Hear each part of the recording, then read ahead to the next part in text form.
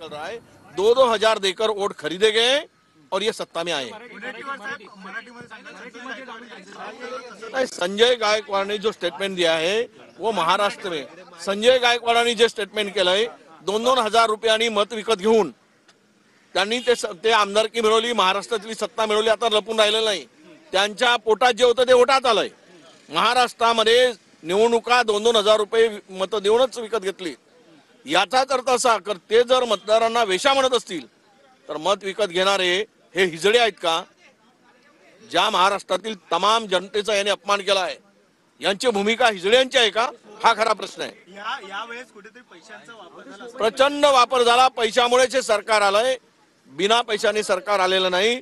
ते अजितदादांच्या तोंडातून दिसतंय, मुखातून, ते संजय गायकवाडांच्या याच्यातून दिसतंय।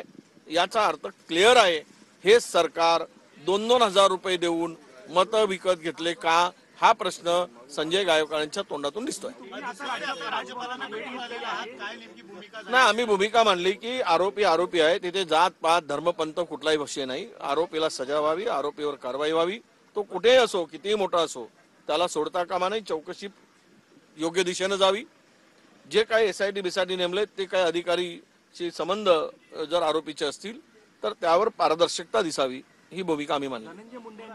त्यांच्या राजीनाम्याच्या संदर्भात म्हणालो की कारण त्यांचे जे काही कनेक्शन आणि संबंध आहेत ते बघता चौकशीमध्ये कोणी आडवं येऊ नये म्हणून त्यांना राजीनामा घेऊन तुर्तास बाजूला करावा, जोपर्यंत या प्रकरणाची चार्जशीट पुटअप होत नाही। वाल्मिक कराड यांच्या वैद्यकीय कारणाचं कारण सांगून त्यांना कुठेतरी सुरक्षा दिली जाते असं सुद्धा समोर येतं। नाही, हे मी ऐकलंय, कारण कार्ड तर दिलेत, हे लपून राहिलेलं नाही। वाल्मिक कराड हा एवढा मोठा माणूस आहे की ज्याची इन्कम दर महिन्याला 1 कोटी रुपये होती असं म्हणतात लोक।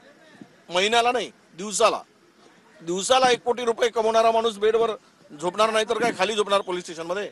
त्याला मेडिकल सुविधा मिळणार नाही तर काय मिळणार? म्हणून ह्या सगळ्यामध्ये एकूणच चौकशीची दिशा भटकू नये आणि